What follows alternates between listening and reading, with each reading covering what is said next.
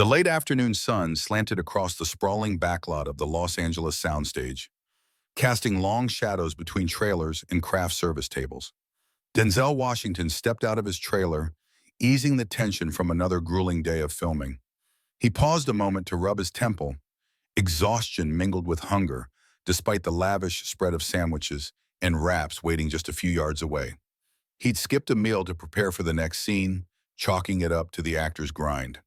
As he navigated past lighting rigs and camera cranes, his gaze drifted to a small figure leaning against a stack of wooden crates near the crew parking area. A boy, no older than 10, sat hunched over an empty paper bag. His clothes were clean but threadbare, and his skin, a deep, warm brown, glowed in the fading light. Denzel stopped in his tracks. "Hey there," Denzel called, his voice steady but gentle. He approached, his stride slowing as he took in the boy's hollow eyes. The boy lifted his chin. "Excuse me, Mr. Washington?" His voice wavered. I'm really hungry." Time seemed to freeze. The hum of generators and distant chatter faded beneath the boy's admission. Denzel recognized that look of quiet desperation, the ache of an empty stomach, the weight of shame that clung to a child who hadn't eaten. Without thinking, Denzel crouched down to meet the boy at eye level. "What's your name, son?" "Malik," he whispered, clutching the bag like a lifeline. Malik's single-syllable response echoed in Denzel's mind, transporting him back decades to his own childhood in Newark and later Charleston, South Carolina. He remembered nights when dinner was uncertain, when he and his siblings counted coins on the kitchen counter, praying it would be enough for cereal. He recalled the stale bread at the local shelter and the comforting bowl of thin soup that had sometimes been the only meal before bed. A sudden memory surfaced, a chilly evening at the Charleston shelter. A long line snaked through a dimly lit hall. Denzel, then a shy teenager, held a chipped ceramic bowl as a volunteer ladled soup. He'd felt the eyes of hungry families on him, embarrassment and solidarity mingling in his chest. And for the first time, he realized the power of a simple meal to restore dignity. Back on the lot, Malik's small frame trembled. Denzel brushed a hand over his shoulder, offering silent reassurance. "How long have you been waiting here, Malik?" "Since morning," the boy admitted. "I've barely eaten since last night." Denzel's jaw clenched. He rose to his full height, awareness sharpening. Around them, crew members continued their routines, oblivious to the child's hunger. But in that instant, no one else mattered. He reached for his phone. "I need you to bring a food truck. Hot sandwiches, soup, everything. Here in 30 minutes. And make sure there's enough for every kid on this lot." As he ended the call, Malik's eyes widened in cautious hope. Denzel offered a small smile. "Stay right here, bud. I'll be back." Denzel turned and strode toward the catering tent, resolve firm. He knew this moment was more than an impulse. It was the spark of something greater, something that would reach far beyond the confines of a single soundstone. And as the sun dipped below the horizon, Denzel Washington prepared to feed not just a hungry boy, but the promise of a new mission, one fueled by compassion and the memory of meals that had once saved him. 30 minutes later, the rumble of a food truck's engine rolled across the backlot, the metallic scent of propane mixed with the distant aroma of frying onions and grilled chicken. Crew members paused mid-rehearsal, turning toward the source of the unexpected delivery. Denzel Washington, having briefed his assistant by phone, rejoined Malik just as the truck's side panel rose, revealing a smiling cook inside. The cook greeted Denzel with a respectful nod. "Mr. Washington, we've got hot chicken sandwiches, tomato soup, fruit cups, everything you asked for." He glanced at Malik. "An extra for our littlest friend here." Malik's eyes widened. He stepped forward slowly, less like someone begging and more like someone stepping into a dream. Denzel placed a reassuring hand on his shoulder. "Go on, Malik. Get whatever you want." With tentative excitement, Malik selected a chicken sandwich and a bowl of soup. He carried them back to his crate, unwraps rustling softly in the fading daylight. Denzel watched as Malik lifted the sandwich to his lips, the boy's shoulders visibly relaxing. One bite turned into two, then three, until the sandwich was gone. Malik dipped his spoon into the soup, slurping gently, his hunger ebbing away with every spoonful. Other children, members of the production crew's families, mustered the courage to approach. A young girl with braided hair took a sandwich. A boy in a construction helmet hovered before finally accepting a soup cup. Within moments, a dozen mouths were busy chewing, and the lot's nervous energy shifted to warmth and gratitude. Denzel lingered at the edge of the crowd, studying the scene. He remembered the first time he'd seen a similar sight in Charleston. A line of children, hunched and silent, until the food arrived and laughter blossomed like spring after winter. He knew the importance of more than one meal. It was about feeding hope. When the last sandwich had been distributed, Denzel signaled to the cook. "This was incredible," he said, voice carrying across the lot. "Thank you." The cook smiled humbly. "Happy to help, Mr. Washington." Denzel turned to Malik, who was now wiping his chin with the back of his hand. "How do you feel?" he asked. Malik's eyes sparkled. "Full," he said simply, but the word carried worlds of meaning. Denzel knelt again. "Good, I'm glad." He paused, choosing his words carefully. "But I want you to remember something. Nobody should go hungry, especially kids working hard just to help their families."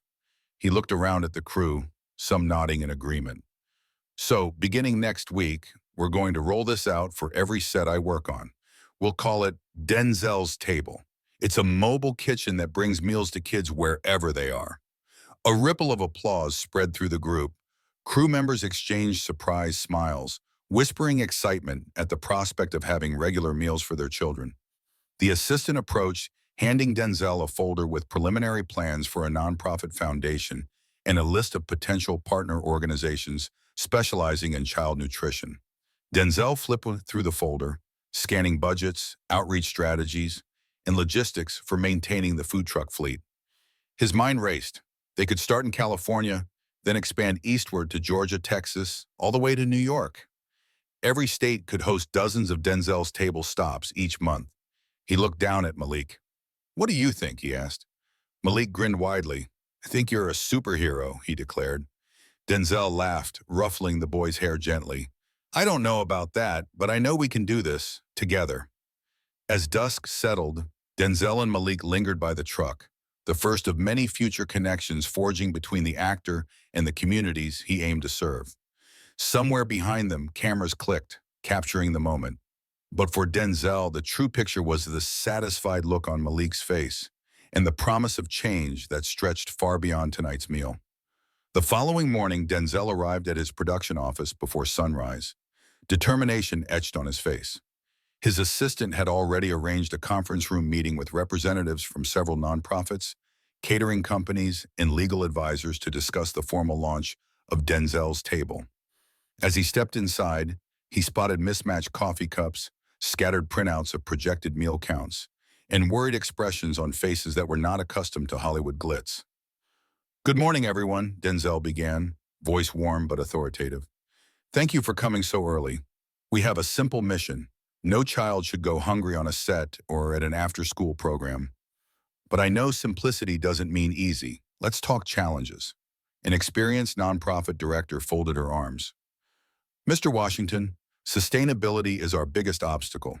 Food trucks are great, but they're expensive to operate. Permits, fuel, staff, maintenance. And we need consistent funding." She tapped a report. "Our initial budget covers only 6 months in California. Beyond that, we're in the red." Denzel listened, recalling his first nonprofit venture years ago when he'd funded scholarships with a check and naive optimism. He'd learned quickly that enthusiasm needed structure. "Understood," he said, "but I want to build partnerships. Local restaurants, film studios, even community volunteers. We can share costs and logistics. I'm not looking for a short-term fix. I want a network." A legal advisor raised a finger. "Also, liability issues. If a child gets sick from a meal, or if a truck causes an accident on a crowded set, lawsuits could be devastating." He glanced at Denzel. "We'll need waivers, insurance, strict health inspections." Denzel nodded. "Safety is non-negotiable. We'll have medical professionals advise on menus, ensure HACCP compliance." He paused, meeting each person's gaze. "We'll do this right." Just then, a young community organizer burst in, cheeks flushed. "I'm sorry I'm late," she panted. "I heard about the meeting and had to rush. I represent a coalition of school principals in Georgia. We want Denzel's Table there." The kids in our district are skipping meals because they're embarrassed to use the free lunch program. Seeing a famous actor care? That changes everything. The room brightened. The nonprofit director exchanged a hopeful glance with Denzel. That's exactly the kind of reception we need. If principals are willing to support us, we can leverage school facilities after hours to host the trucks. That reduces permit fees. Encouraged, Denzel leaned forward. Let's map out our pilot states. California, Georgia, Texas. Then we recruit local champions, teachers, pastors, community leaders. They'll help us find kids, distribute meals, maintain trust. Hours later, they left the meeting with action items: draft partnership agreements, secure 2 pilot trucks, recruit volunteer coordinators, and apply for insurance, and plan a fundraising gala. As Denzel walked back to his trailer, he felt a familiar spark of excitement, akin to landing his first acting role decades ago. Yet beneath the excitement was a weight of responsibility. He knew that each logistical hurdle represented a child still waiting to be fed. Later that afternoon, he returned to the lot to film a critical, dramatic scene. Between takes, he found Malik sitting alone on his crate, studying a comic book. Malik looked up and grinned in. "How's the superhero project coming?" Denzel crouched beside him. "We hit a few bumps, but we've got a plan. We're not just doing one truck, we're building a chain of hope." He handed Malik a printed map showing colored pins in California, Georgia, and Texas. "See these?" he said. "That's where Denzel's table will roll out first." Malik traced a finger over the map. "That's a lot of places." His voice was awed. "You really think we can do it?" Denzel put an arm around him. "I know we can, because people want to help. Sometimes they just need someone to show them the way." He smiled. "You remind me why this matters." As cameras rolled again, Denzel slipped back into character, an actor playing a role. But beneath the performance, the reality of Denzel's table was unfolding. One meal in one state at a time. And somewhere on that horizon, hungry children were about to discover that hope could arrive with the rumble of a food truck. When dawn broke over Los Angeles, Denzel Washington was already up, lacing his running shoes and reviewing emails on his phone. The first Denzel's Table pilot truck would roll into the East Los Angeles Community Center that afternoon, and everything needed to be flawless. He arrived at the lot before breakfast service began, greeted by his assistant and the food truck's driver, Rosa, a veteran caterer with a warm smile and a can-do attitude. "Good morning, Mr. Washington," Rosa said, handing him a steaming cup of coffee. "We've stocked extra soup, sandwiches, fruit, enough for 50 kids." The truck gleamed in the sunlight, its logo painted in bold letters along the side. Denzel's Table, a meal, a mission. Denzel nodded, sipping the coffee. "Perfect. Let's swing by the community center before we head to set. I want to meet the principal and make sure everything is set up." An hour later, they turned onto a wide street lined with low-rise buildings. Children in school uniforms hurried toward the center's brick entrance, backpacks slung over their shoulders. Denzel stepped out of the truck and was immediately surrounded by curious faces. A tall woman in a tailored blazer approached, a principal named Maria Lopez, whose reputation for championing student welfare preceded her.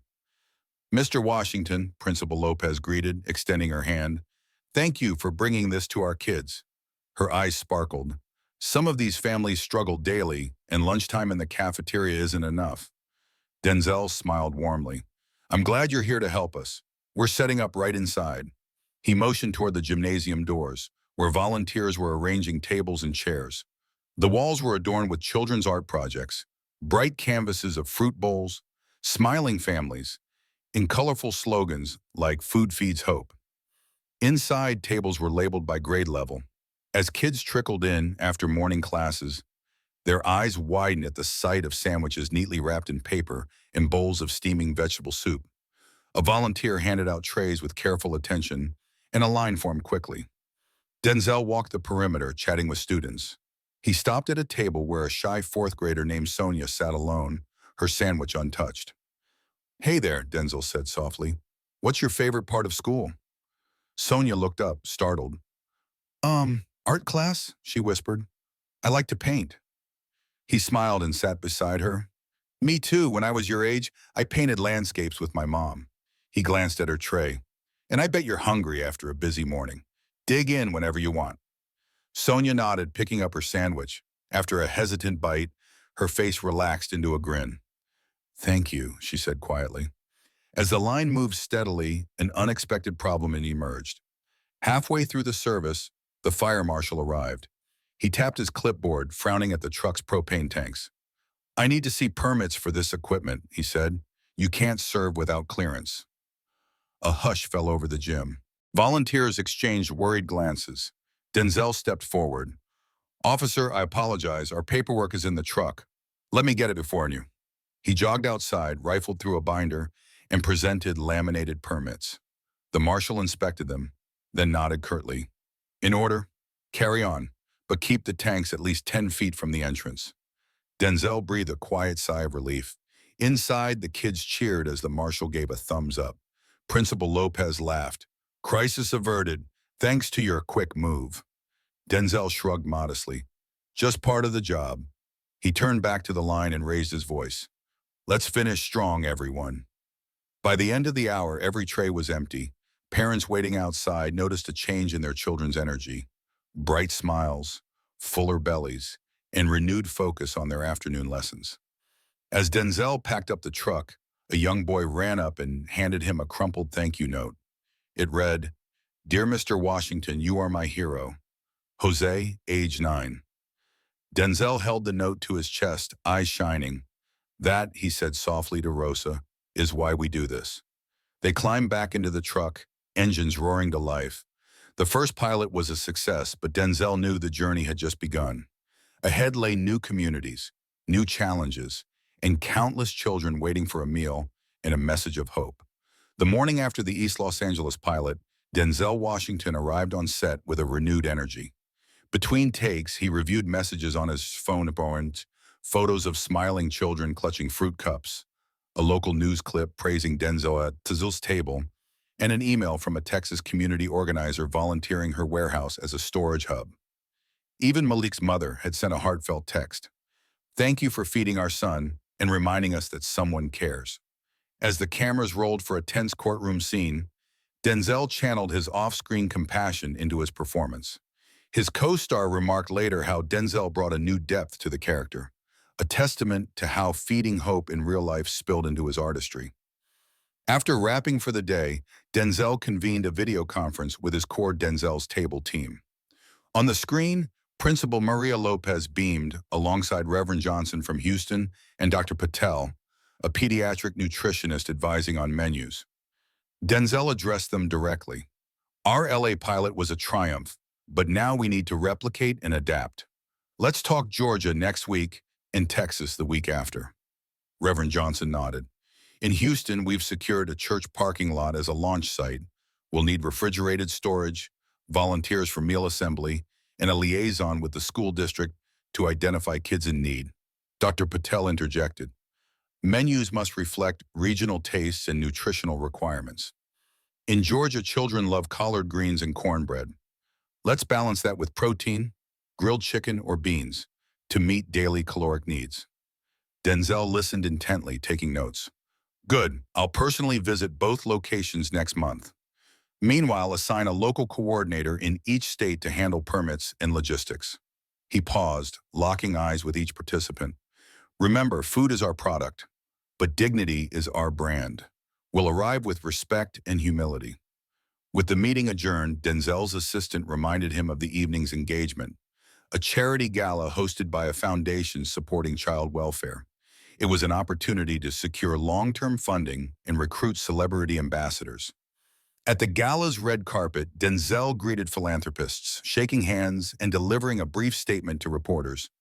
Every child deserves a meal and a chance to dream. Denzel's table is more than trucks and soup. It's a promise. Flashbulbs popped, amplifying his mission. Inside the grand ballroom, Denzel was introduced to a skeptical entertainment producer named Harper Blake, who controlled catering contracts on major studio lots. Blake sipped champagne and eyed Denzel thoughtfully. Impressive work, she said, but scaling nationwide requires serious capital and buy-in from studios. How do you convince them to open their lots and bankroll meals?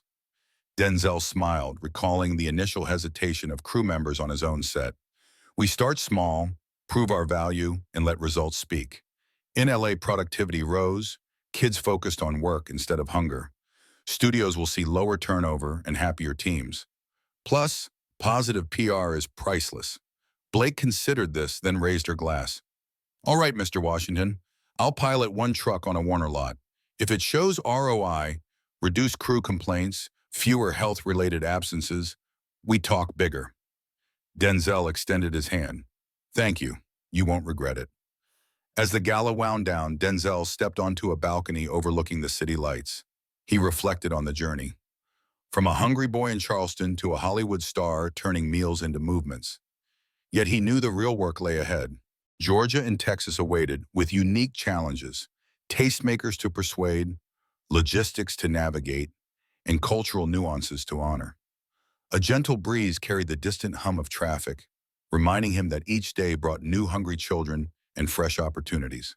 He steadied his resolve, envisioning the rumble of food trucks rolling into small towns, the laughter of kids discovering a hot meal, and the spark of hope igniting communities.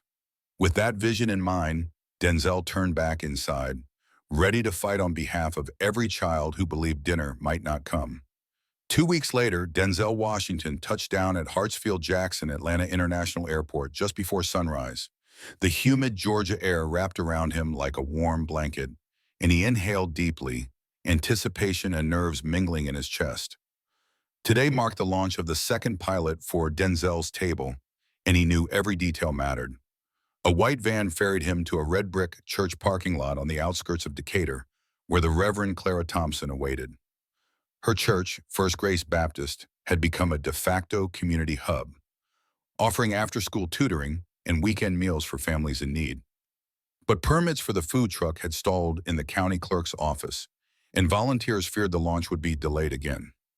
Denzel stepped out onto the pavement, spotting Reverend Thompson juggling a clipboard, a megaphone, and a dozen volunteers. She lit up when she saw him, her eyes shining with relief. "Mr. Washington, thank you for coming," she called, hurrying forward.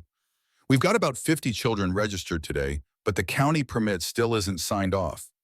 Denzel placed a hand on her arm. "Let's go talk to the clerk together," he said. "Sometimes a familiar face moves things faster." The Reverend nodded, leading him toward the church office. Inside, a young county clerk, pale and tired, looked up from a mountain of paperwork. When Denzel introduced himself, the clerk's jaw dropped. Recognition flickered in her eyes. She'd grown up watching his films. She sighed, pushing the permit across the desk. "Mr. Washington, I apologize for the delay. The form was incomplete.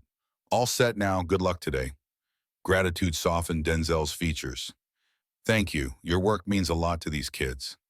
With signed permission in hand, he and Reverend Thompson returned to the lot, where the vibrant yellow Denzel's Table truck waited like a beacon. Volunteers hustled to arrange folding tables under tents, draping them in checkered cloth and placing colorful paper plates at each seat. Local school kids who had attended taste test sessions earlier in the week returned with parents, eager to see the full-scale operation. Their excitement was contagious.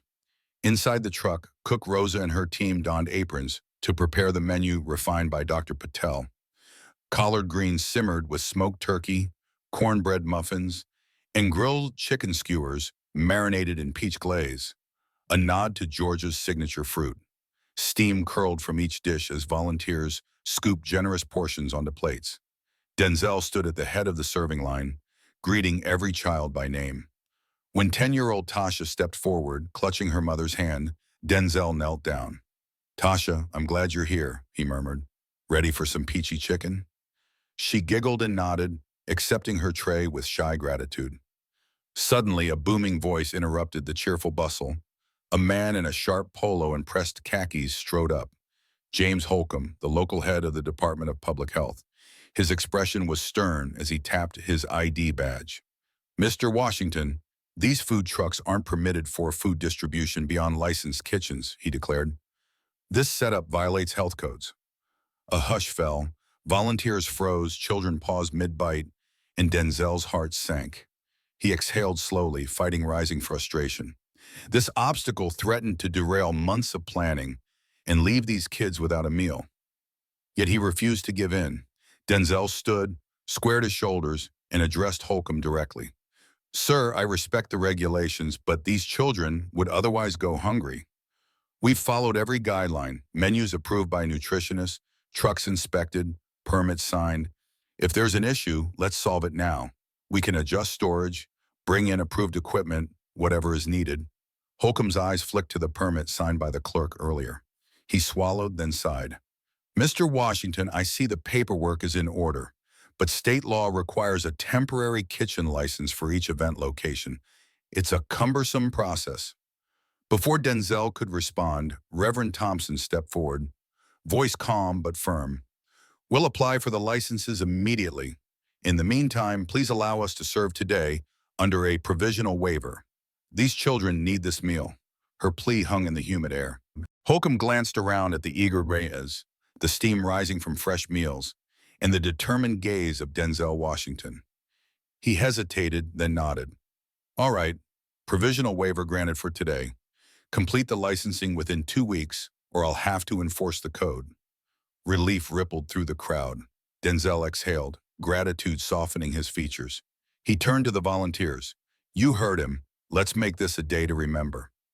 As children lined up again, laughter and chatter resumed, and the Georgia Pilot roared back to life. A week after the Georgia Pilot's narrow victory, Denzel Washington arrived in Houston, Texas under a sky blazing with afternoon heat. The third Denzel's Table rollout would take place at an underfunded after-school program run by a local nonprofit called Lone Star Kids. He was met in a dusty parking lot by Maria Santiago, the program's director, whose fierce dedication had inspired Denzel's team to choose Houston as the next site. Mr. Washington, Maria greeted, extending both hands. Sweat beaded on her forehead. Welcome, everything's set up, except we ran into a supply chain glitch. She gestured toward the food truck where Rosa was unloading coolers. Denzel frowned. What kind of glitch? One of our main suppliers failed to deliver the refrigerated produce on time. The collard greens and peaches for the menu are delayed indefinitely. Maria's voice wavered. Without them, we can't serve the menu you approved, and food safety regulations won't allow us to substitute without new approvals. Denzel's jaw tightened. He scanned the lot, folding tables under a metal awning, volunteers arranging plates, a dozen children, orphaned by late buses and long workdays, waiting eagerly. He recalled Malik and Tasha's faces, the relief a hot meal brought. He refused to let bureaucracy or logistics deny these kids their dinner. Show me the produce you have, he said, stepping toward the truck. Inside, Rosa opened the coolers. There were fresh tomatoes, bell peppers, and onions, ingredients meant for a different program. The scene looked bleak. No greens, no peaches. Denzel ran a hand through his hair, then straightened. All right, he said, addressing Rosa and Maria. We improvise. Let's make a Tex-Mex style menu. Grilled chicken fajitas with sautéed peppers and onions, black beans, rice, and fresh tomato salsa. It's nutritious, hearty, and it represents the region. He paused. Pete, pull up our nutrition guideline. Is Dr. Patel, can you sign off remotely? Maria's eyes lit up. Brilliant. Children here love fajitas. Rosa nodded, already clearing space for new prep. Denzel pulled out his phone, video calling Dr. Patel during a brief break. Dr. Patel, can we swap collard greens and peaches for beans, rice, and salsa? Macros still meet dietary needs? He asked. The nutritionist reviewed the nutrient chart on her screen, then smiled. That works. Protein, fiber, and vitamins remain balanced. Approved. Denzel exhaled, gratitude washing over him. Thank you. He ended the call and turned to the team. Let's roll. We have an hour before the kids arrive. Volunteers sprang into action. Rosa and her cooks fired up grills on the truck's side. Mariachi music drifted from a volunteer's phone, adding a festive mood. Steel tables filled with sizzling chicken, steaming rice, and colorful bowls of salsa and beans. As the first children trickled in, some clutching notebooks, others trailing younger siblings, Denzel stood at the serving line once more. A boy named Jamal, shy and barefoot, hesitated at the truck's edge. Denzel knelt beside him. Jamal, you ready for some fajitas? He asked. Jamal nodded and accepted a plate heavy with chicken and peppers. His eyes lit up at the aroma, and he took a cautious bite before breaking into a wide grin. "This is the best," he exclaimed. Word spread fast. Soon, a lively line formed, punctuated by laughter and eager conversation. Volunteers kept pace with generous servings, and the truck's rumble blended with the children's chatter. Denzel moved along the line, high-fiving kids and offering words of encouragement. Mid-service, a sudden downpour sent volunteers scrambling in as rain hammered the metal awning. Plates splashed and paper napkins fluttered away. A collective gasp rose from the crowd. Denzel glanced skyward, then acted decisively. "Everyone inside the rec hall, now," he called, herding children and volunteers under the nearby shelter. Inside the brightly painted room, tables were quickly rearranged and trays distributed amid the patter of rain on the roof. The unexpected gathering amplified community spirit. Children shared food and stories, laughing through the storm. Denzel watched as strangers formed tight-knit circles, finding joy in adversity. When the rain subsided, the lot was awash in golden light. The final plates were served, and the last cheers subsided into satisfied sighs. Maria Santiago approached Denzel, rain-kissed and smiling. "You turned a crisis into a celebration," she said. He placed a hand on her shoulder. "That's the heart of Denzel's table. It's not just about meals. It's about resilience and community." As the truck packed up and Denzel prepared to depart, he looked at the smiling faces and felt a surge of pride. One down, many to go. But the mission was clear. Wherever hungry children waited, Denzel's table would deliver hope, one plate at a time. A week after Houston's triumphant, with its unexpected rainstorm celebration, Denzel Washington found himself back on familiar terrain, the sprawling Warner Brothers lot in Burbank, California. The morning air was crisp, actors and crew bustling between sound stages. Yet Denzel's mind was fixed on the bigger picture: how to transform Denzel's table from a three-city pilot into a nationwide movement. He headed to a modest production office where he had arranged a brainstorming session with studio executives, including Karen Mitchell, Warner Brother head of community relations. Karen greeted him with a bright smile and a sheaf of documents. "Mr. Washington, our initial data is fascinating," she said, seating him at a polished conference table. "Crew surveys show a 40% drop in lunchtime turnovers on sets where your truck served, and positive PR has already garnered social media buzz in 11 states." Denzel nodded, appreciating the numbers but craving a deeper strategy. "That's great, Karen," he replied, "but we need partners on the ground, local nonprofits, corporate sponsors, even other celebrities. How do we scale efficiently without diluting our mission or quality?" Across the table, studio head Malcolm Reyes leaned forward. A former production assistant turned executive, Malcolm's reputation for pragmatic problem-solving preceded him. "We've secured a philanthropic pledge from the studio, enough to underwrite 10 more trucks over the next year. We can also leverage our lot permissions to pilot in Illinois, Florida, and New York. But I think our biggest asset is our talent roster." Denzel raised an eyebrow. "You mean actors and directors?" "Exactly," Malcolm said. "Imagine Denzel's table rolling onto Quentin's set, then Spielberg's, then Brie Larson's. Every truck could bear co-branding. Disney's, Netflix's, etc., sharing costs and visibility." He slid a tablet across the table, where mock-ups of brightly painted trucks sported multiple logos and celebrity signatures. Denzel studied the designs. The idea carried both promise and risk. Too many names could overshadow the cause. "We have to keep Denzel's table the cause. Our mission must stay front and center. But strategic co-branding, that could open doors to fundraising and distribution networks." Karen chimed in. "We've also pitched the concept to several streaming services. One even suggested a docu-series following each truck's journey, profiling kids, communities, and challenges in every region. It could amplify awareness and attract sponsors." Denzel leaned back, imagining cameras capturing a child in Detroit receiving her first hot meal, then another in Miami discovering fresh fruit for the first time in days. "A docu-series could be powerful," he agreed, "but let's make sure it's authentic, not exploitative. Our lens must honor these communities."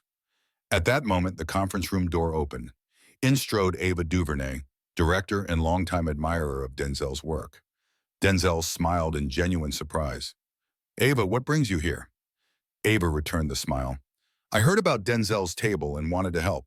I'm launching a new initiative to support arts programs in schools, and I believe we can combine forces. She set a storyboard on the table illustrating a pilot program. Art workshops served alongside meals, fostering creativity and nourishment in tandem.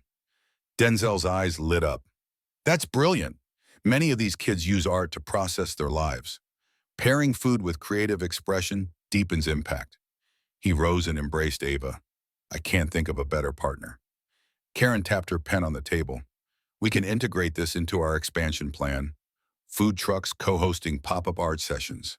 Studios can donate space for murals painted by kids, then auction limited edition prints to fund more meals.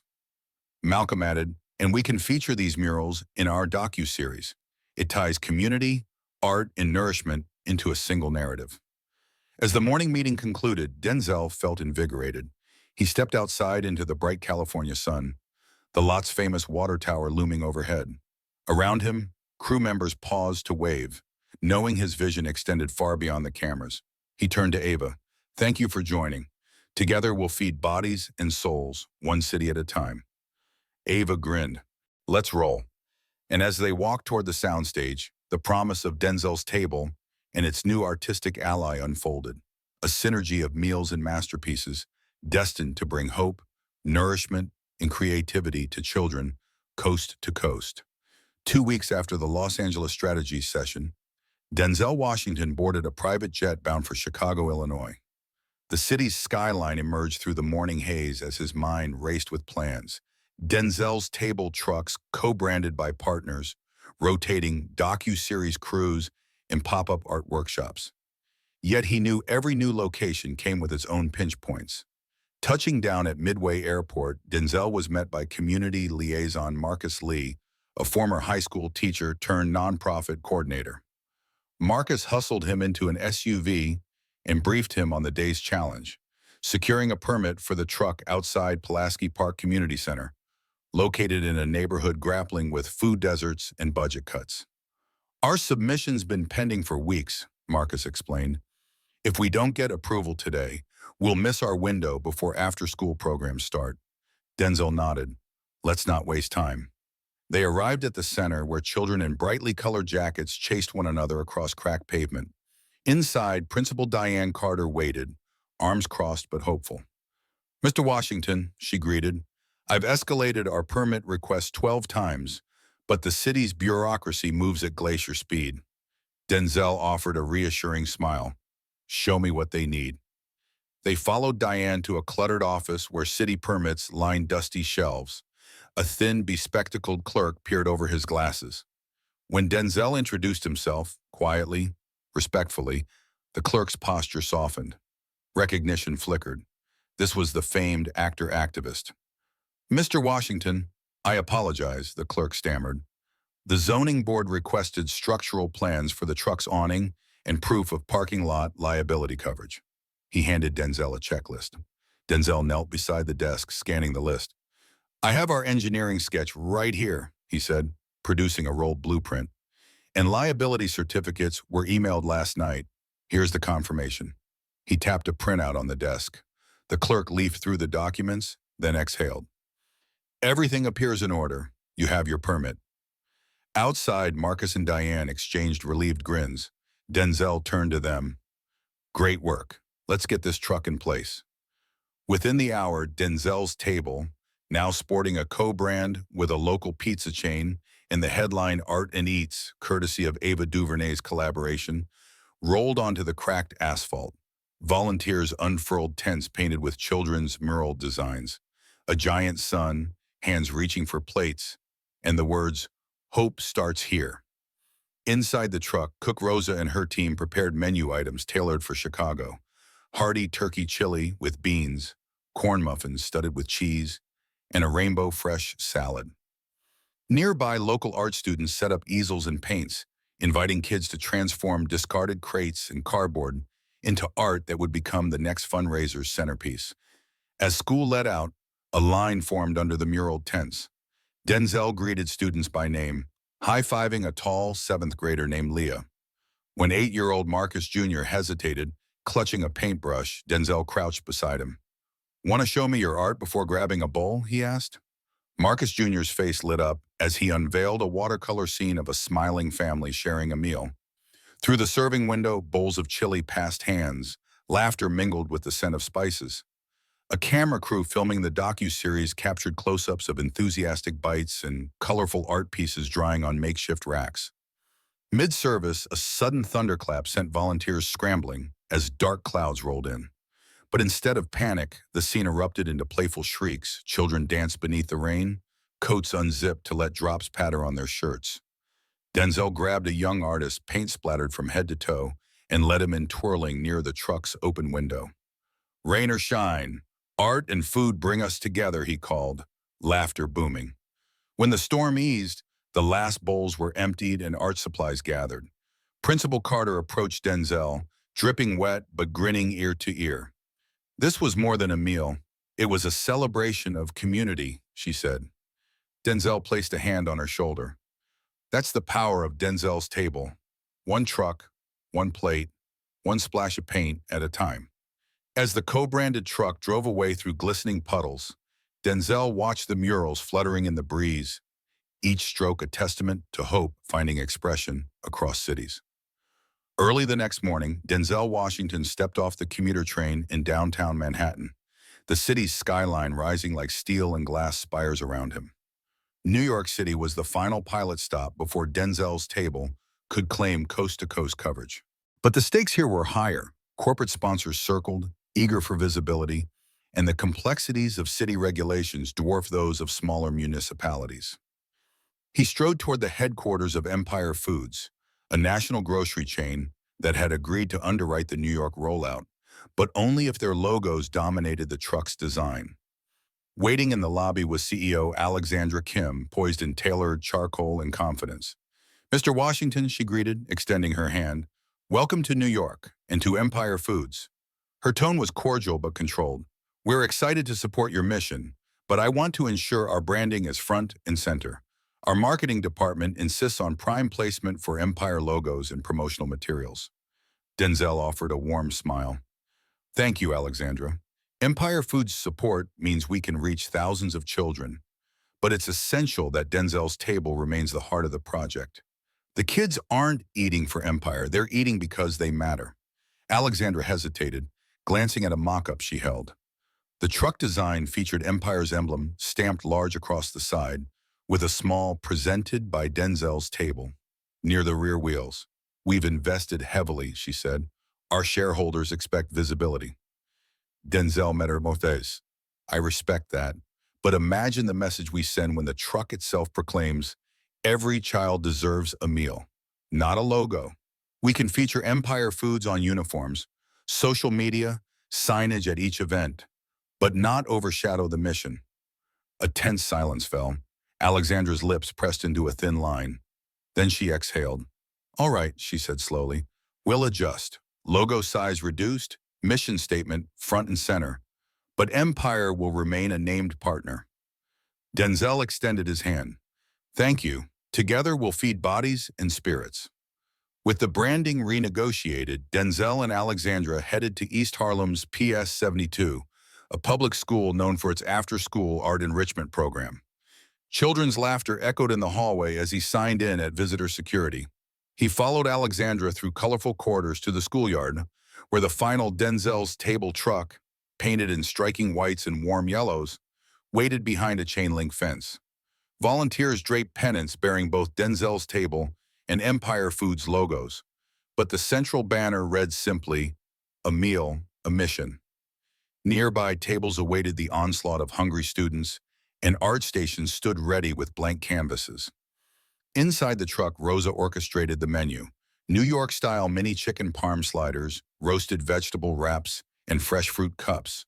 Professors from a local culinary institute had volunteered to perfect the recipes, ensuring both authenticity and nutrition.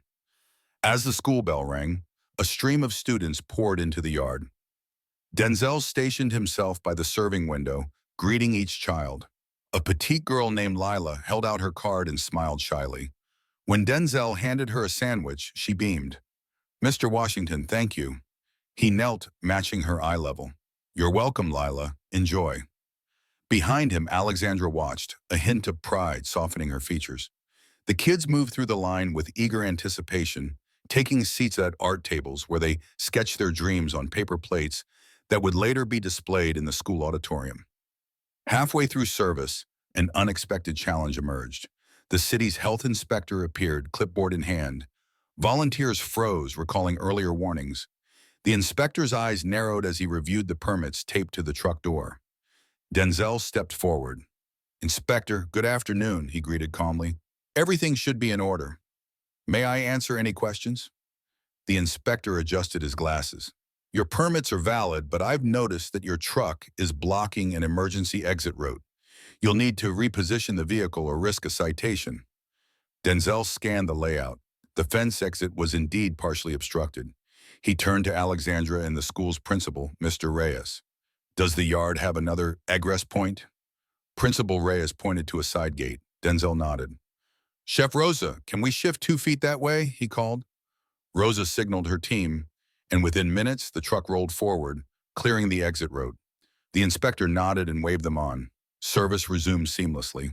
The final bell rang, volunteers collected art plates, and children filed back inside, chattering about meals and murals. Denzel and Alexandra exchanged satisfied smiles as the truck's engines rumbled to life once more. As the skyline glittered into dusk, Denzel looked across the yard at the hanging plates, each bearing a child's drawing of hope. He turned to Alexandra. This is it, the last pilot. Tomorrow, Denzel's table goes fully national. She clasped his hand. Let's change the world, one meal at a time. And with that promise echoing in the New York air, the final pilot concluded, and the true journey for hungry children everywhere truly began. The morning after the New York pilot, Denzel Washington boarded a corporate jet bound for Atlanta, where the headquarters of National Logistics Corps, NLC, awaited. With 4 successful pilots under his belt, Los Angeles, Decatur, Houston, and Manhattan, he was ready to secure the critical supply chain and distribution partner needed to roll out Denzel's table nationwide. Stepping off the jet, Denzel was greeted by NLC's CEO, Thomas Caldwell, a pragmatic executive with a reputation for transforming regional logistics into coast-to-coast networks. Thomas led Denzel through a sleek glass lobby into a war room where digital maps displayed the United States dotted with colored pins marking pilot locations. Mr. Washington, Thomas began, voice measured. Your pilot programs prove the concept: community impact, local engagement, and positive publicity. But scaling to all 50 states requires a robust distribution network, warehouses, refrigerated trailers, reliable routes. He tapped the map. We can underwrite refrigerated trailer leases and optimize routes, but we need a yearly guarantee on volume and funding. Denzel studied the map and data projections.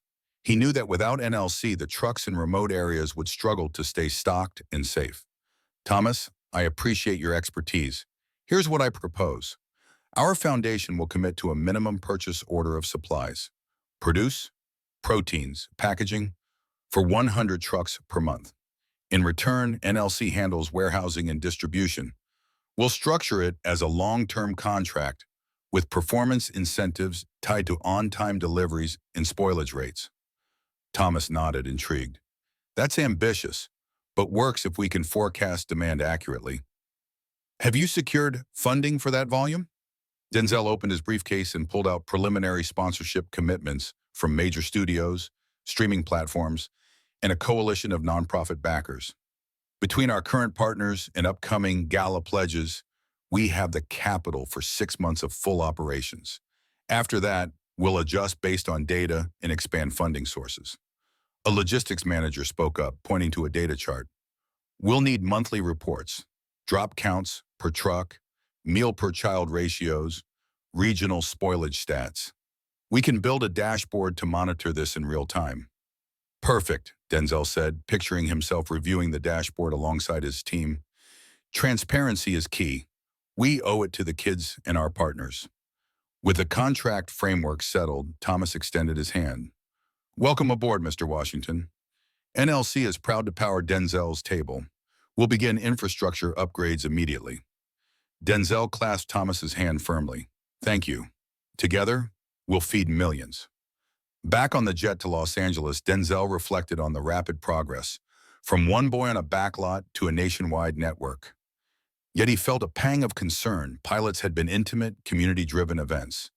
Now, as operations ballooned, he worried about losing the personal touch. That afternoon on set, he found Malik, the boy whose hunger sparked it all, watching him from a distance. Malik's family had flown in for the gala, and the boy was now the Foundation's junior ambassador. Denzel waved him over. "How's it feel to fly first class?" Denzel teased as Malik approached, adjusting his suit jacket. Malik grinned. "Pretty cool, but more important is the kids we'll reach, right?" Denzel knelt and tapped Malik's chest. "Exactly, remember, even with all this growth, you and I are here because of each child's story. We can't forget that." Malik nodded solemnly. "Every meal is for someone like me." Satisfied, Denzel rose and returned to rehearsing his next scene, yet his mind stayed with Malik's words. The reminder that behind each data point was a child whose life could change with a single plate. That evening, Denzel convened his Foundation's board via video call. He opened with the news. "NLC is on board. We're greenlit for nationwide distribution." There was applause, but also thoughtful questions. How do we maintain local engagement at scale? Can we integrate school arts programs like AVAs across all regions? Denzel fielded each concern, outlining plans for regional coordinators, art partnerships, and digital storytelling through the docuseries. As the call ended, he leaned back in his chair, exhaustion and exhilaration warring within him. He glanced at Malik's painting, hung on his office wall, a simple brush-stroke world of smiling faces around a table.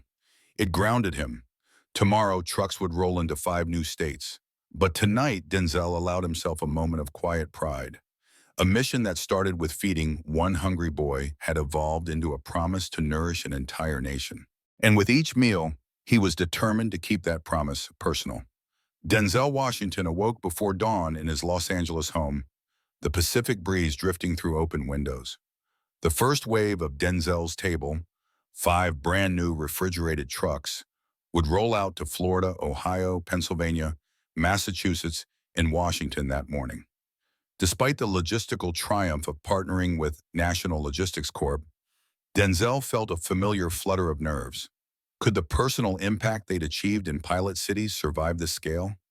He arrived at the NLC distribution hub just as workers loaded the trucks.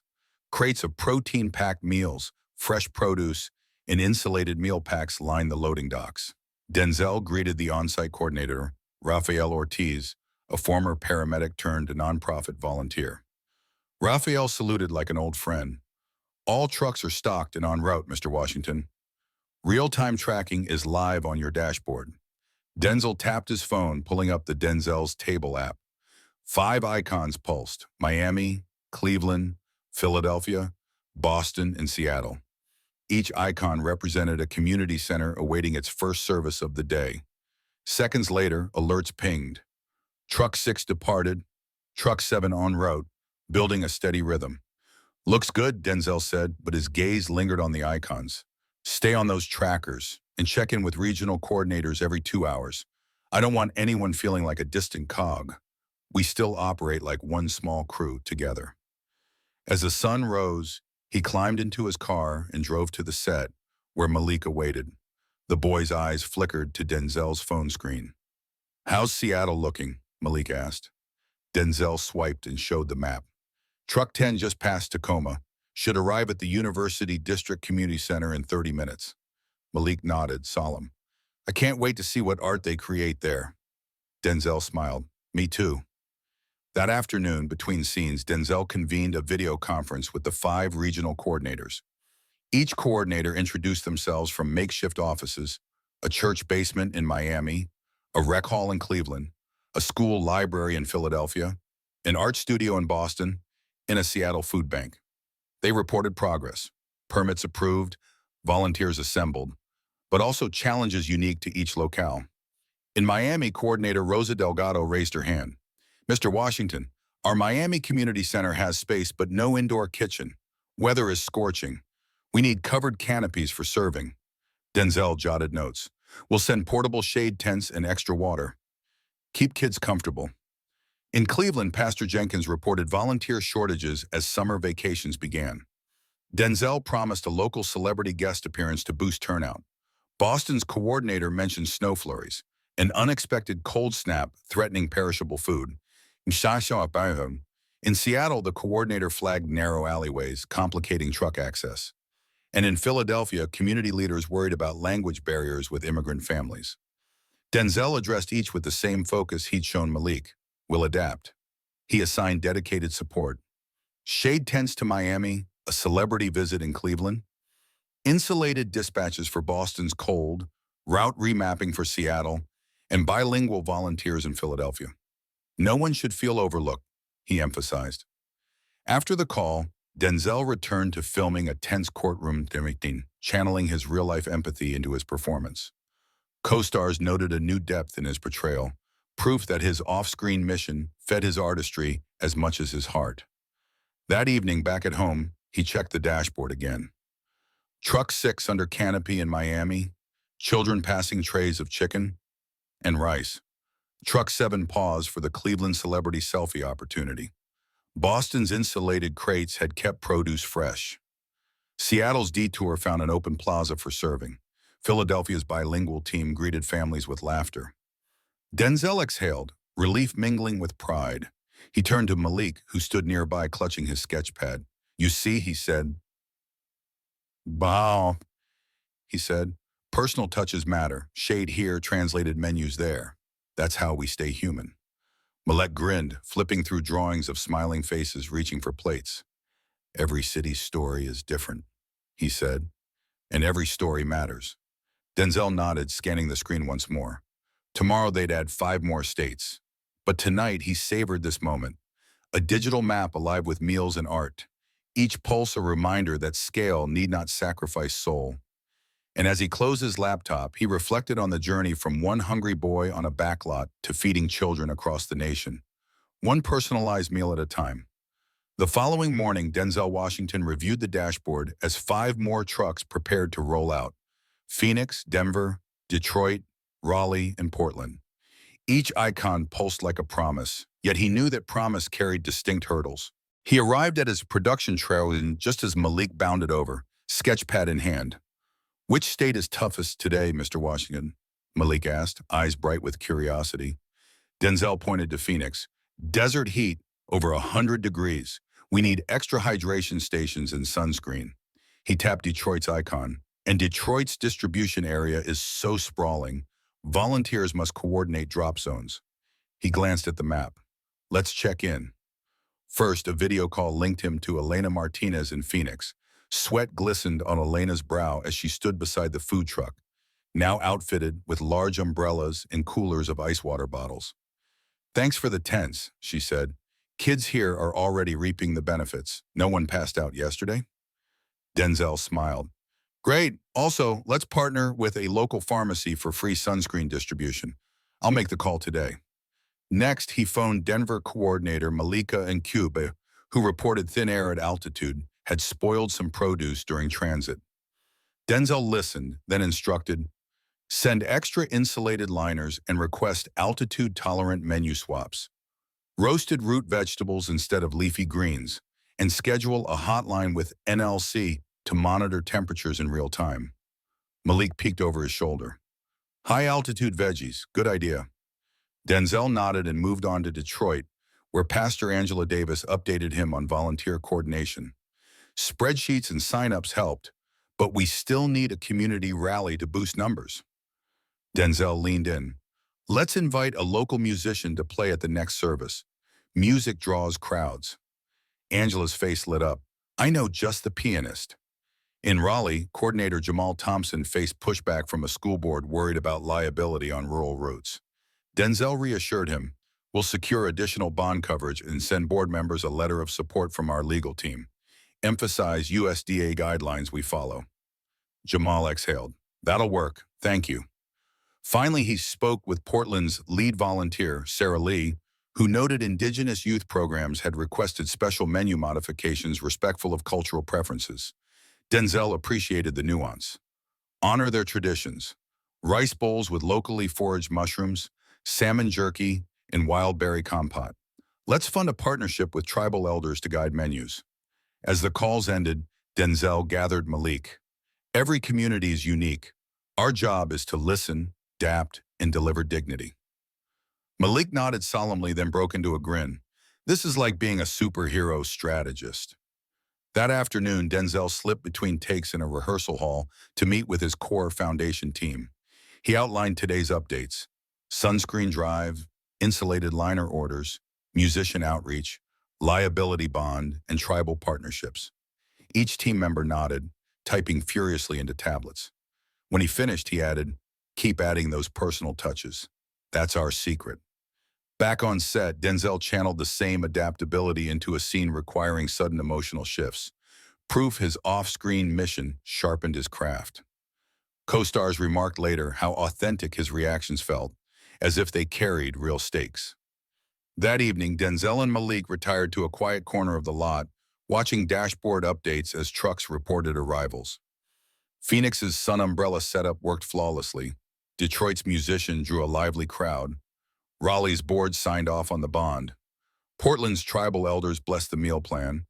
Denver's insulated shipments preserved the veggies. Each check-in felt like a victory. Malik flipped through sketches of food trucks under umbrellas, seminars with elders, and children dancing to music in Detroit.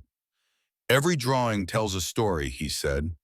Denzel placed a hand on Malik's shoulder, and every story reminds us why Denzel's table matters. He looked at the dashboard, then at the horizon beyond the soundstage. Tomorrow we tackle our next 10 states. More challenges, but also more opportunities to show kids they're worth it. As stage lights dimmed for the evening shoot, Denzel's resolve shone brighter than ever. With each tailored meal, Denzel's table would continue weaving hope into America's diverse communities, one personalized plate at a time. The following morning, Denzel Washington stepped into the grand ballroom of the Beverly Hills Hotel, the site of Denzel's table's first major fundraising gala. Crystal chandeliers glimmered overhead, and crescent-shaped tables were draped in linen, each centerpiece a child's painting from the Chicago Mural Project. Behind the stage, a massive banner read, "A Meal, a Mission, Nationwide Expansion Fundraiser." Denzel paused at the entrance, surveying the assembled guests, studio executives in tailored suits, philanthropists in evening gowns, and community leaders who'd flown in from pilot cities. He felt the weight of expectation. This event would determine whether Denzel's table could sustain its expansion into the remaining 30 states. He took a deep breath and approached the podium. Microphone in hand, he tapped gently. "Thank you all for being here," he began, voice steady and warm. 6 pilot programs taught us the power of personal connection. Feeding one hungry boy on a backlot sparked a movement. Tonight, we rally your support to feed millions more. Polite applause rippled through the room. Denzel continued, recounting highlights. Malik's first meal, the Georgia church permit victory, the Houston fajita improvisation, and Chicago's Art and Eats collaboration. He spoke of adapting menus for cultural respect and of the logistics partnership with NLC that had stocked 5 new states overnight. As he concluded, the hotel lights dimmed and a spotlight revealed a video montage. Children receiving meals, painting murals, and dancing in the rain. The room fell silent, then erupted into cheers.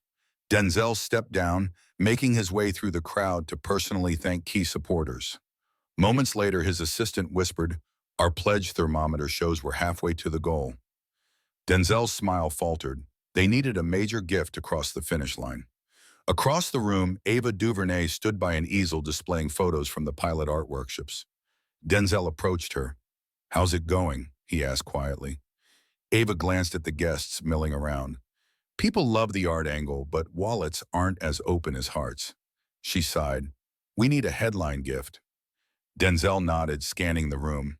Then he spotted her, Oprah Winfrey, seated at a VIP table, speaking animatedly with Edward Norton, who'd partnered on a recent environmental documentary. Oprah's genuine interest in educational initiatives made her an ideal benefactor. Denzel excused himself and approached. "Oprah," he greeted softly. "Thank you for coming." She looked up, smiling broadly. Denzel, this is inspiring work. He leaned in. With your help, we can guarantee meals and arts programs for every child on set and in after-school care, nationwide. Your foundation's support would be transformative. Oprah studied the thermometer app displayed on Denzel's tablet. 15 million raised toward the 30 million goal. She nodded thoughtfully. I believe children deserve both nourishment and creativity. Let me talk to my team. A hush fell over the ballroom as Oprah stood and moved to the podium. Guests hushed, turning their attention. Good evening, she began, voice resonant. I was moved by Denzel's story, from that first hungry boy to feeding entire communities. Tonight, I pledge $5 million from the Oprah Winfrey Foundation to be matched by partners in corporate and nonprofit sectors. A stunned silence, then a roar of applause filled the room. The pledge thermometer leapt to 20 million. Encouraged, other donors rushed forward. A tech CEO committed 2 million, a media conglomerate promised 3 million, and a sporting legend offered personal gifts. Within minutes, they'd surpassed the 30 million target. Backstage, Denzel embraced Oprah. Thank you, he whispered. You've changed the trajectory of this mission. Oprah patted his shoulder. You reminded me why I do this. That night, Denzel left the gala under starry skies, his breath visible in the cool air. He thought of every child in the pilot cities and beyond, the murals waiting to be painted, and the meals yet to be served. The map on his phone now pulsed with 50 active icons. With funding secured, Denzel's table would roll into the final states and beyond, carrying hope, dignity, and a reminder that a single act of kindness can ignite a nation. Denzel Washington boarded the philanthropic jet early the next morning, the city lights of Los Angeles fading beneath him as he reviewed his schedule. With the $30 million goal now met, thanks to Oprah's landmark gift and the rush of matching pledges, Denzel's table was poised to launch into the final 10 states. But funding alone wouldn't ensure success. He needed a flawless rollout strategy and authentic community engagement to honor the promise he'd made. His first stop was Detroit, where volunteers had already begun training under Pastor Angela Davis's guidance. Upon landing, Denzel was greeted by the hum of refrigerated trailers backing into a fenced courtyard at the Westside Community Center. Here, program coordinators fine-tuned last-mile logistics, route optimization, volunteer shifts, and safety protocols. Denzel motioned for a quick huddle. Team, this is momentous, he began, voice low but firm. You know our pilot here faced challenges, but you met them with creativity, musicians, rain celebrations, local art. As we enter final states, let's keep that spirit. We're not just distributing food, we're delivering dignity. He paused, locking eyes with each coordinator. Every child deserves that respect. Next, he flew to Jacksonville, Florida, where sweltering heat required nighttime service at a low-income housing complex. He joined Elena Martinez and Rafael Ortiz at dusk, as heat lamps flickered under canopy tents. Patrons lined up with reusable meal cards, their relief palpable in the humid air. Denzel watched quiet exchanges of gratitude, children receiving dinner, senior volunteers passing out bottled water. When a young girl named Aaliyah pressed a paper flower into his hand, he knelt and thanked her, taking a moment to honor her gesture. From Florida, he traveled to Milwaukee, where snowstorm warnings threatened fresh produce delivery. He arrived at St. Mark's Lutheran Church just as John Davis, the logistics lead, redirected a refrigerated truck to avoid icy roads. We'll sacrifice a day's worth of non-perishables in favor of shelf-stable meals, John explained. Denzel nodded. Safety and consistency over perfection. Keep the line moving. By midweek, Denzel had visited all 10 states. In Alabama, he partnered with the Department of Education to integrate meal pickups with summer reading programs. In Oregon, he collaborated with tribal elders to expand the art initiative into a traveling mural exhibition. In Massachusetts, local chefs volunteered to co-host pop-up cooking lessons for kids. In Washington State, he spearheaded a mobile STEM lab alongside the food truck, encouraging young scientists. Throughout these visits, he watched the Denzel's table dashboard swell from 50 active trucks to a fleet of 60, covering all 50 states. Notifications pinged. Truck 54, saddle, 300 meals served. Truck 62, Birmingham, 85 art kits distributed. Every data point carried a story, a hungry child, an inspired artist, a community that rallied behind a simple but profound idea. During a quiet flight back to Los Angeles, Malik climbed into the seat beside him, sketchpad in hand. "It's incredible," Malik said, flipping to a drawing of a nationwide map crisscrossed with food truck roads. "All this started because you fed me on that backlot." Denzel smiled softly. "Yes, and because you reminded me how one meal can spark hope. But remember, every name on that map represents real lives. We have to keep listening." He looked at Malik's sketch. "Your art will remind us." Back on set, Denzel slipped into costume for a dramatic confrontation scene, but his mind hovered over dinner tables across America. Between takes, he answered texts from coordinators celebrating milestones. 100,000 meals served. New mural unveiled. Local celebrity engaged. He paused on each message, letting the gratitude seep in. That evening, as cameras rolled and lights glowed, Denzel delivered his lines with renewed depth, his off-screen mission fueling his performance. And when the director called cut, he shared a quiet nod with Malik, who stood at the perimeter, sketching yet another mural idea. Beyond the spotlight and scripts lay a network of meals and art installations, of partnerships and personal connections.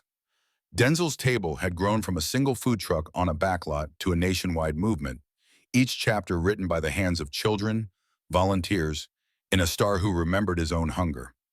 Months later, Denzel Washington gathered in a bright conference room at his foundation's Los Angeles headquarters, surrounded by charts, graphs, and colorful snapshots from the field. His core Denzel's table team, Malik at his side, Ava DuVernay beaming, program directors, logistics experts, and volunteer coordinators, awaited the unveiling of their first annual impact report. Denzel tapped the remote, and the screen lit up with a bold title: Denzel's Table Year 1, Nourishing Bodies, Inspiring Minds. Underneath, a collage of images, children clutching meal trays, collaborating on murals, learning at STEM stations. He cleared his throat. "Thank you all for making this possible. Today, we celebrate our progress and learn from unexpected lessons as we plan Year 2. The first slide detailed meals served, 2.4 million plates across 50 states. Applause rippled around the room. Denzel clicked forward to art at workshops. Over 3,000 murals painted in community spaces, from Chicago schoolyards to Seattle tribal centers. Next, community engagement. More than 5,000 local partners, including schools, churches, and small businesses. Volunteer hours totaled 200,000. Yet the following slide drew Denzel's gaze. Surprising lesson number 1, seasonal fluctuations. Despite robust summer attendance, meal counts dipped during winter in northern states where weather and school holidays kept families indoors. Malik leaned in, frowning. "How do we address that?" Denzel nodded. "We adapt. Indoor pop-up events, warm meal deliveries to senior centers that double as family hubs, and holiday-themed art kits to drive engagement." Ava chimed in. "We could partner with local theater groups to host winter performances alongside meals, adding cultural appeal." The room buzzed with nods as ideas germinated. Denzel clicked to surprising lesson number 2, cultural cuisine variances. Although initial menus reflected regional staples, some communities craved more nuanced tastes. Southeast Asian families in California requested rice noodle bowls. Louisiana neighborhoods sought gumbo. Native Alaskan villages asked for reindeer stew alternatives. He tapped to action plan. Empower regional councils to co-create menus with local chefs, ensuring authenticity and deeper trust. The next insight, surprising lesson number 3, digital divide, revealed that only 60% of remote volunteers could access their dashboard due to connectivity issues. Denzel's brow furrowed. "We need offline tools," he declared. "Printed route sheets, paper-based volunteer logs, and SMS updates for coordinators without reliable internet." Volunteer coordinator Sarah Lee scribbled notes furiously. Denzel advanced to financial sustainability. While fundraising had soared, operating costs had outpaced projections by 12% due to fuel price spikes and equipment maintenance. He paused, acknowledging the challenge. To evolve, We must diversify revenue, introduce a pay-what-you-can community cafe pilot in urban areas, seek municipal grants, and expand corporate sponsorship tiers tied to outcomes. On screen, Year 2 goals appeared in vibrant letters. Increase winter service by 50% through indoor pop-ups and holiday events. Expand menu partnerships to include at least one local chef collaboration in every region. Enhance volunteer access with offline tools and training sessions. Improve financial resilience via diversified revenue streams and strategic grants. Elevate storytelling with a second season of the docuseries, focusing on the children's voices themselves. Turning to the team, Denzel smiled warmly. These lessons aren't setbacks.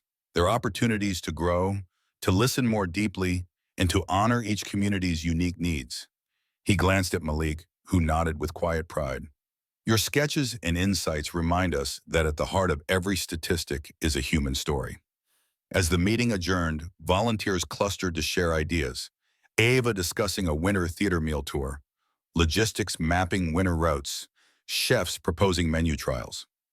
Outside, a volunteer snapped a photo of Denzel and Malik standing before the Impact Mosaic, a giant mural composed of children's drawings from every state. Later that evening, Denzel walked through the foundation's corridors, passing bulletin boards covered with thank you letters and photographs. Yapsaz. He paused at a new note from a rural Alaskan coordinator. Our children felt seen when you served traditional fare under the northern lights. Denzel pressed his palm to the glass, absorbing the message. Back at home, he found Malik sketching a design for the second docuseries logo. Denzel draped an arm around the boy's shoulders. Ready for Year 2? He asked. Malik grinned, more than ever. Denzel nodded, gazing at the night sky through his window. Let's keep feeding hope in every season, every culture, every story. And with that, Denzel's table embarked on its next chapter, armed with lessons learned, hearts full, and a nation of children waiting at tables everywhere. Dawn broke over the Los Angeles skyline as the first crew for the docu-series gathered at Denzel Washington's Foundation offices. Today marked the kickoff of Season 2's filming, which would shift the spotlight from the program's logistics to the children themselves, amplifying their voices, their art, and their dreams. Denzel arrived early, sketchpad in hand, ready to guide the vision alongside director Natalie Kim and cinematographer Luis Ortega. Natalie greeted him with enthusiasm. We're capturing 3 stories today: a mural artist in Chicago's South Side, a young scientist in Seattle, and a poet in Jacksonville. She handed Denzel a storyboard. We'll start with Chicago. The mural you inspired is nearly complete. Inside a repurposed school gym, a towering mural spanned an entire wall. Children from Ms. Carter's art class took turns brushing vibrant colors onto figures sharing a meal at a long table. Denzel watched them work, each brushstroke echoing the community's gratitude. He knelt beside 7-year-old Amina, who painted a bowl of steaming chili. Tell me about your painting, he asked softly. Amina paused, paintbrush in midair. This chili reminds me of home, my grandma's recipe, she said, eyes shining. When Denzel's table came, I felt like someone cared about my story. Her words rippled through the crew's microphones. Natalie signaled to Luis, who captured a close-up of Amina's determined expression. Denzel offered her a nod and moved to interview her friend Malik Jr., no relation to his namesake, who fashioned a paper plate into a makeshift canvas. What's on your plate? Denzel asked. Hope, Malik Jr. replied without hesitation. Because every time I eat here, I learn I can be more than hungry. The sequence ended with wide shots of the completed mural, children and adults standing hand in hand, plates lifted in unison. As the crew packed up, Denzel lingered, studying the painting's bright sun and outstretched hands. This captures our mission, he told Natalie. It's time to travel to Seattle. By midday, the team had touched down at the University District Community Center. Inside a converted library wing, tables were strewn with beakers, test tubes, and microscopes. An impromptu STEM lab adjacent to the food truck. A dozen children in lab coats pipetted colored liquids into petri dishes. Denzel approached 10-year-old Sophia, who peered through a microscope. What are you studying? Bacteria from soil samples, she explained proudly. It's like cooking for science, feeding cultures so they grow. She laughed. I never thought food and science could be so connected. He listened as Sophia described her dream to become a microbiologist who solves health problems in her community. The camera rolled, capturing her earnest passion. Denzel felt a swell of pride. A hot meal had sparked more than nourishment. It had ignited curiosity. Late afternoon found the crew in Jacksonville's low-income housing complex. Under festoon lights, tables lined a courtyard where local poets recited verses about resilience. A teenage boy named Deshaun climbed onto a repurposed crate stage, clutching a poem titled Empty Plate, Full Heart. His voice echoed, I once stared at an empty plate, wishing for more than just fate. But now my belly knows a friend, and with each meal, my fears suspend. As the crowd applauded, Denzel stepped forward, enveloping Deshaun in a hug. Thank you for sharing your voice, he whispered, the mic picking up the sincerity. That evening, the crew returned to Los Angeles with hours of footage rich in children's stories. In the screening room, Natalie cued the day's clips while Denzel and Ava DuVernay exchanged updates on editing and narrative pacing. Each child's testimony, each brushstroke, each line of poetry constituted the beating heart of Season 2. Denzel leaned back, reflecting on the day's journey, from paint-splattered hands in Chicago to pipettes in Seattle and verses in Jacksonville. The movement had evolved. Now, children led the narrative, their voices fueling hope and inspiring viewers nationwide. As the screen faded to black on the final shot, a collage of smiling faces around a shared meal, Denzel murmured, this is their story, and it's only the beginning. Weeks later, the premiere of Season 2 of Denzel's Table arrived at the historic TCL Chinese Theater in Hollywood. Rows of velvet ropes funneled guests down the red carpet, where flashes from cameras bounced off sequined gowns and tailored tuxedos. But beneath the glamour was a palpable sense of purpose. This screening wasn't just entertainment. It was a showcase of children's dreams realized through nourishment and creativity. Denzel Washington stood by the theater entrance, greeting attendees, community organizers, studio heads, philanthropic partners, and most importantly, the children and families featured in the documentary. Malik clutched his sketch pad, eyes wide as he spotted his own artwork displayed on promotional posters. Denzel knelt beside him. Ready to see your friends on the big screen, he asked. Malik nodded, pride lighting his smile. Inside, the auditorium lights dimmed. The opening sequence unfolded, sun rising over a food truck, rows of eager children, and Denzel's voiceover promising meals that feed bodies and spark hope. First came Chicago's muralists, cameras capturing each brushstroke. Gas rippled through the audience as Amina described how painting beside a hot bowl of chili taught her that her culture mattered. Next, Seattle's young scientist commanded attention. Sophia's eyes gleamed in close-up as she spoke of petri dishes that held more than bacteria.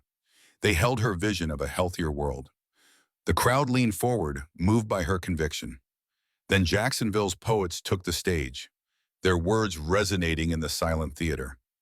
When Deshaun recited the final lines of Empty Plate, Full Heart, tears glistened in rows across the audience. Denzel's own throat tightened as he watched the power of a single poem convey the program's heart. After the credits rolled, the theater erupted in applause. Denzel rose, walking to center stage. The applause swelled into a standing ovation as he raised his hand for silence.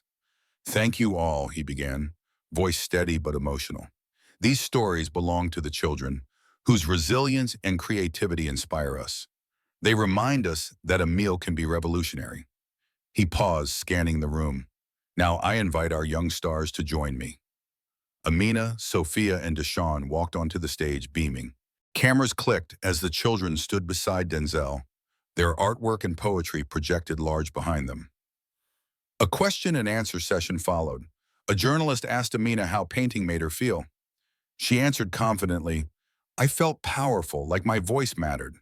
The audience erupted in heartfelt applause. Later in the foyer, tables displayed framed poems and miniature mural replicas. Guests mingled, tears still fresh, but hope filling the air. Donations poured in, with digital pledge kiosks lighting up with new commitments to Denzel's table. A benefactor approached Denzel, slipping a card into his hand. 10,000 meals for rural schools, she whispered. Denzel nodded gratefully. Malik tugged on his sleeve. Mr. Washington, people are crying because they care. Denzel knelt, brushing back a stray lock from the boy's forehead. That's right. Empathy is the most powerful currency. As the evening wound down, Denzel and Ava DuVernay led the children to a private rap party on a nearby soundstage. There, volunteers served past hors d'oeuvres and fruit cups, mini versions of the show's meals. Laughter and chatter filled the space as families, partners, and children celebrated not just a successful premiere, but the promise of season 3. Before departing, Denzel lingered by the snack table, watching Sophia explain scientific concepts to a group of curious guests, and Amina guide them in painting quick doodles. Deshaun read aloud his poem to anyone who'd listen. The scene epitomized the movement's evolution. Children no longer just recipients, but active leaders sharing their gifts. That night, as lights dimmed on the soundstage and the last guest departed, Denzel reflected on the journey. From a hungry boy named Malik to a nationwide network of meals and art, the impact had come full circle. Season 2 had amplified children's voices. Season 3 awaited with new stories to tell. He glanced at Malik, whose sketchpad lay open on a table, doodles dancing across the page. Denzel smiled. Rest up, champ. Tomorrow we start writing the next chapter.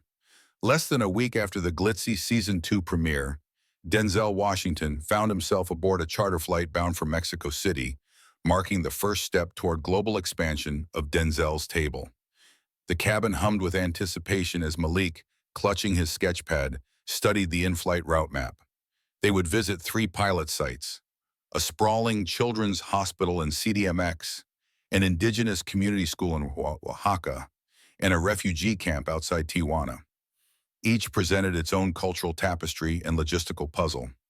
Upon landing at Benito Juarez International, Denzel and Malik were greeted by Dr. Blanca Rivera, director of Hospital Infantil de Mexico.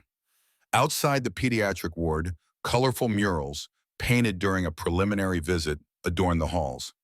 Nurse Lucia Sanchez led them to a small courtyard where children played Ring Around the Rosie.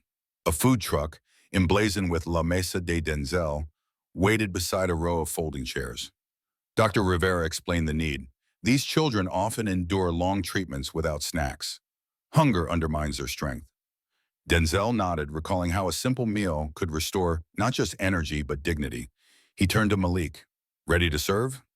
Malik grinned, and together they stepped up to the serving window. Inside, local chefs had adapted the menu. Warm chicken pozole, fresh guacamole with whole grain tortilla chips, and fruit agua fresca. As trays passed to patients, medical staff looked on gratefully. A young girl named Isabella, hooked up to an IV stand, accepted her bowl with wide eyes. Denzel knelt beside her. How are you feeling? He asked softly. She smiled weakly. Stronger, she whispered. The camera crew, a joint team from the docuseries, captured the moment with respectful distance. After filling every tray, Denzel met with Dr. Rivera. They discussed partnership frameworks with local NGOs, compliance with food safety regulations, and fundraising collaborations with Latin American foundations. With that groundwork laid, they boarded a small propeller plane to Oaxaca. In the highlands, the air was crisp and the landscape dotted with adobe houses. At Escuela Comunitaria San Francisco, a dozen Zapotec children gathered by the truck, decorated with indigenous textile patterns co-branded. Alongside Mesa de Denzel, coordinator Maria Juarez translated as Denzel spoke. This table is for your stories, your recipes, your future.